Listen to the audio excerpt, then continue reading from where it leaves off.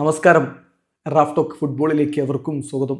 അറിയില്ലടോ, Brazil ഇങ്ങനെ കളിക്കുന്നത് കാണുമ്പോൾ മനസ്സിനുള്ളിലുള്ള സന്തോഷം എങ്ങനെ നിങ്ങളോട് പങ്കുവെക്കണമെന്നറിയില്ല.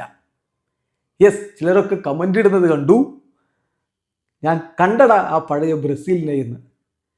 അത്രയൊക്കെ പലരും ഇപ്പോൾ സന്തോഷത്തിലാണ് എന്നർത്ഥം. പക്ഷേ ഒരു കാര്യം എനിക്ക് ഉറപ്പിച്ച് പറയാൻ പറ്റും, ആ പഴയ ബ്രസീലിലേക്കുള്ള തിരിച്ചുപോക്ക് ഇവിടെ തുടങ്ങുകയാണ്. നമ്മൾ ഒരു പ്രിവ്യൂ പോലെ വീഡിയോ ചെയ്തിരുന്നു, വേൾഡ് കപ്പിലേക്കുള്ള പ്രയാണം ഇവിടെ തുടങ്ങുന്നു എന്ന്. അതിൻ്റെ കാര്യം മറ്റൊന്നുമല്ല, കാർലോ അഞ്ചലോട്ടി വന്നിട്ട് വളരെ കുറഞ്ഞ സമയമേ ആയിട്ടുള്ളൂ.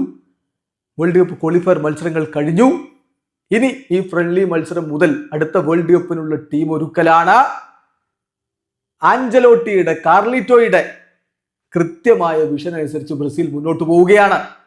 അതിൻ്റെ ആദ്യ ഫലമാണ് നമ്മൾ ഇന്ന് കണ്ടത്. തകർപ്പൻ വിജയം തന്നെ നേടിയില്ലേ, ഏകപക്ഷീയമായ 5 ഗോളുകളുടെ വിജയം. സൗത്ത് കൊറിയ ചില്ലറക്കാരല്ല, നമുക്കറിയാമല്ലോ. ഏഷ്യയിലെ വമ്പന്മാരാണ്.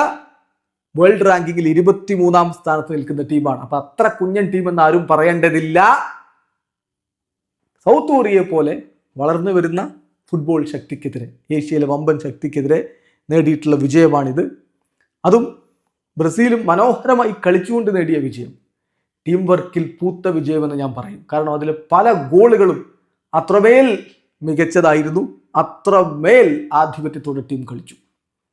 അപ്പോൾ ഈ ഒരു കളി കഴിയുമ്പോൾ നമ്മൾ പറയുക, ഒരു കൺവിൻസിങ് വിജയമാണ് ഇവിടെ നേടിയിട്ടുള്ളത്. കാർലോ അഞ്ചലോട്ടിയുടെ ടീം അറ്റാക്കിൽ വളരെ വളരെ മികച്ച രൂപത്തിലാണ് കളിച്ചത്. മിഡ്ഫീൽഡ് ആണെങ്കിൽ വളരെ കൺട്രോൾഡ് ആയിരുന്നു. ഡിഫൻസ് ആണെങ്കിൽ വളരെ സോളിഡ് ആയിട്ടുള്ള ഡിഫൻസ്. അത് കഴിഞ്ഞ കുറച്ച് മത്സരങ്ങളിലും അങ്ങനെ കണ്ടിരുന്നു. ആ ഡിഫൻസിന്റെ മികവ് അതുപോലെ നിലനിർത്തിക്കൊണ്ട് മധ്യനിരയും മുന്നേറ്റ നിരയും കൂടി പൊളിച്ചടുക്കിയപ്പോഴാണ് ഈ റിസൾട്ട് വന്നത്. ഇനി ഇമ്പോർട്ടൻ്റ് എന്താ, അത് കളിക്ക് ശേഷം റോഡ്രിഗോ കൃത്യമായിട്ട് പറയുന്നുണ്ട്.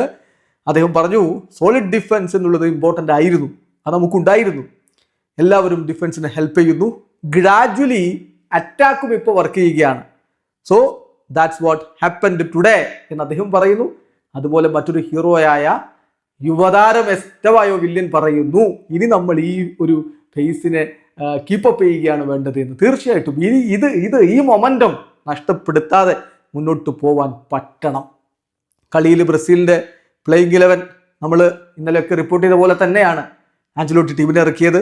ഗോൾ കീപ്പറായിട്ട് ബെൻഡോ, ഡിഫൻസിൽ ഡഗ്ലസ് സാന്റോസും വിറ്റിജോയും, ഇരു പാർശ്വങ്ങളിൽ മധ്യനിരയിൽ സെൻട്രൽ ബാക്കായിട്ട് ഗബ്രിയേൽ മെഗല്ലസും എദർ മിലിറ്റാവോയും, മധ്യനിരയിൽ കാസമിറോയും ബ്രൂണോ ഗുയിമാരസും, മുന്നേറ്റത്തിൽ ആ 4 സംഘം, യെസ്, വിനിയും റോഡ്രിഗോയും എസ്റ്റവായോയും മാത്യൂസ് കുഞ്ഞയും.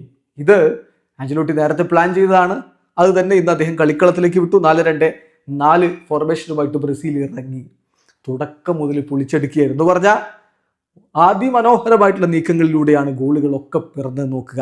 ആദ്യത്തെ ഗോൾ തന്നെ നോക്കുക, 13-ാമത്തെ മിനിറ്റിൽ ആ ഗോൾ വന്ന രീതി, സുന്ദരമായിട്ടുള്ളൊരു ടീം വർക്ക്. അതിനെ തുടർന്ന് ബ്രൂണോ ഗുയിമാരസ് കൊടുക്കുന്ന ഒരു പാസ് ഉണ്ട്, ഡിഫൻസിനെ സ്പ്ലിറ്റ് ചെയ്തുകൊണ്ട് അദ്ദേഹത്തിൻ്റെ ഒരു ത്രൂ ബോൾ പെനാൽറ്റി ബോക്സിലേക്ക് എസ്റ്റവായോക്ക്. ബ്രൂണോ ഗുയിമാരസ് ബ്രസീലിയൻ ലീഗിൽ കളിക്കുന്ന സമയത്ത്, അത്ലറ്റിക്കോ പാരനീസിൽ കളിക്കുന്ന സമയത്ത് അദ്ദേഹം നടത്തിയ ചില പ്രകടനങ്ങൾ ഇപ്പോഴും അദ്ദേഹത്തിൻ്റെ ആരാധകരുടെ മനസ്സിലുണ്ടാകും. ഫൈനലി അതുപോലെ ഇൻഫ്ലുവൻഷ്യൽ ആയിട്ടുള്ള ഒരു ബ്രൂണോ ഗുയിമാരസിനെ നമ്മൾ ബ്രസീലിയൻ ടീമിന്റെ ജേഴ്സിയിൽ കാണുന്നു. അതാണ് ഇന്ന് കണ്ടത്. അതിന്റെ ഫലമായിട്ടാണ് ആ ബോൾ. എസ്റ്റവായോ 18-കാരനാണ്, അവനാണ് ബ്രസീലിന്റെ ഭാവി നമ്പർ 10 എന്ന് പറഞ്ഞല്ലോ കാഫു. അതിന് ഒത്തവണ്ണമുള്ള പ്രകടനമാവൻ നടത്തുന്നത്. അങ്ങനെ 13-ാമത്തെ മിനിറ്റിൽ ബ്രസീൽ ലീഡ്. തുടർന്നും ബ്രസീലിന് തന്നെയാണ് ആധിപത്യം. മധ്യനിരയിൽ കൃത്യമായി കൺട്രോൾ ചെയ്തുകൊണ്ട് കാസമിറോയുണ്ട്, ബ്രൂണോ ഗുയിമാരസ് ഉണ്ട്. ഡിഫൻസ് സോളിഡായിട്ട് നിൽക്കുന്നു. കൊറിയയ്ക്ക് അത്രയധികം ഒന്നും അവസരങ്ങൾ ഉണ്ടാക്കാനും പറ്റില്ല, ബ്രസീൽ അവസരങ്ങൾ സൃഷ്ടിക്കുന്നു. ഒടുവിലാണ് 41-ാമത്തെ മിനിറ്റിൽ ആ ഒരു ഗോൾ പിറക്കുന്നത്. കാസമിറോയുടെ അസിസ്റ്റിൽ നിന്ന് റോഡ്രിഗോയുടെ ഗോള് എന്ന് പറയുമ്പോൾ ആ ഗോള് അത് ഒരു ബ്രില്യൻ ഗോളായിരുന്നു. അടിച്ച ഗോളെന്നല്ല, അതിലേക്കുള്ള വർക്ക്, ടീം വർക്ക്. ഏതാണ്ടൊരു മിനിറ്റോളമൊക്കെ ബോൾ ഹോൾഡ് ചെയ്തുകൊണ്ട് കൈമാറി വന്ന് അവരുടെ ഡിഫൻസിന് ഒടുവിൽ പൊട്ടിക്കുന്നു. വിനി ഇടതുപാർശ്വത്തിൽ നിന്ന് ഇൻവോൾവ് ആവുന്നു, പന്ത് കൊടുക്കുന്നു കാസമിറോയും വിനിയും അതുപോലെ റോഡ്രിഗോയും ഒക്കെ ഇൻവോൾവ് ആയിക്കൊണ്ട് മനോഹരമായിട്ടുള്ളൊരു കണക്ഷൻ നമ്മളിവിടെ കാണുന്നു. ഒടുവിൽ കാസമിറോയിൽ നിന്ന് പന്തുമായിട്ട് പെനാൽറ്റി ബോക്സിൽ റോഡ്രിഗോ മികച്ച രൂപത്തിൽ ഫിനിഷ് ചെയ്യുന്നു. റോഡ്രിഗോക്ക് ഇത് ഇമ്പോർട്ടൻ്റ് ആണ്. അദ്ദേഹം ഇപ്പോൾ റയലിൽ അത്രയധികം അവസരങ്ങൾ ലഭിക്കുന്നില്ല. പക്ഷേ ആഞ്ചലോട്ടിക്ക് അദ്ദേഹത്തിൽ വിശ്വാസമുണ്ട്. ആഞ്ചലോട്ടി ഏൽപ്പിച്ച ജോലി ഒരിക്കൽ കൂടി മികച്ച രൂപത്തിൽ അവൻ ചെയ്യുന്നു. ഇടവേള സമയത്ത് സോളിഡ് ലീഡാണ്, 2-0 കംഫർട്ടബിൾ ലീഡാണ്. രണ്ടാം പകുതിയുടെ തുടക്കത്തിലോ എസ്റ്റവായോ എതിരാളിയിൽ നിന്ന് ബോൾ റാഞ്ചിയെടുക്കുന്നു.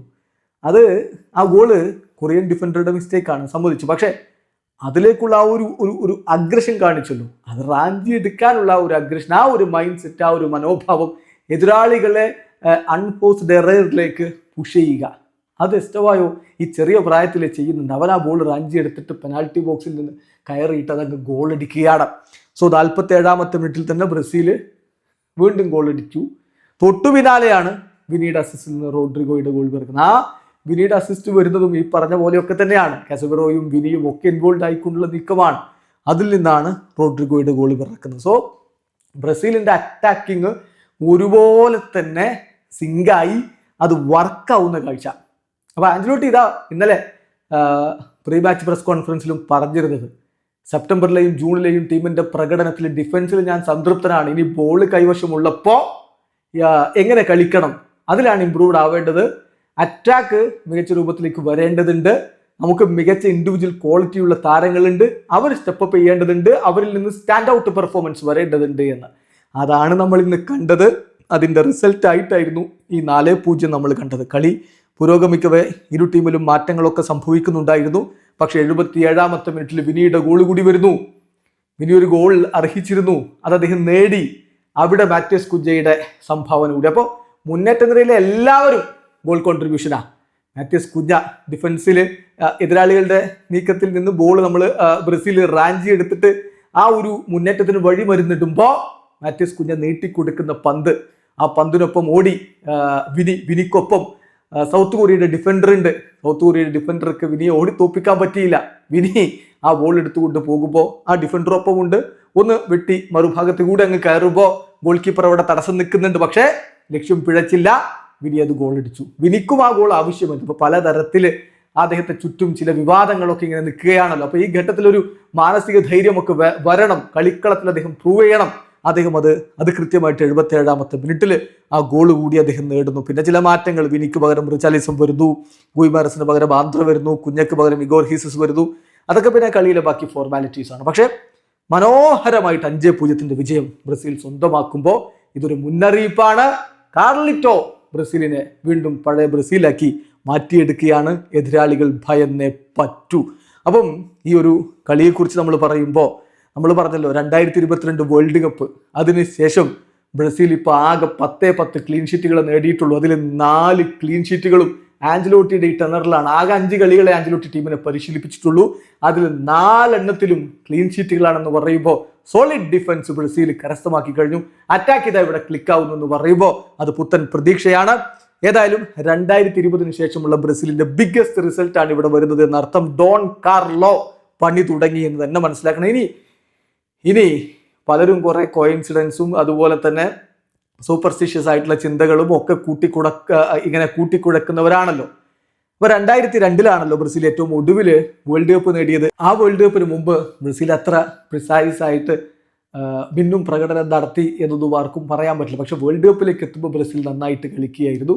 അന്ന് ആ വേൾഡ് കപ്പിലേക്ക് പോകും മുമ്പ് ഇതുപോലെ ഏഷ്യൻ പര്യടനം നടത്തിയിരുന്നു. അന്നും ബ്രസീൽ സൗത്ത് കൊറിയക്കെതിരെയൊക്കെ തകർപ്പൻ വിജയം നേടിയിരുന്നു. അതിൻ്റെ ഒരു തുടർച്ച ഇവിടെ വീണ്ടും സംഭവിക്കുമോ എന്നുള്ളതാണ് ഇപ്പോൾ ആരാധകർ നോക്കുക. എന്തായാലും ഒരു കാര്യം ഉറപ്പാണ്, കാർലിറ്റോ ബ്രസീലിനെ പഴയ ബ്രസീലാക്കാൻ തന്നെ തുനിഞ്ഞിറങ്ങിയിരിക്കുകയാണ്. വീഡിയോ അവസാനിക്കുന്നു. ഫുട്ബോൾ ലോകത്ത് കൂടുതൽ വിശേഷങ്ങൾ വൈറാഫ്ലോക്സിൽ എത്താം.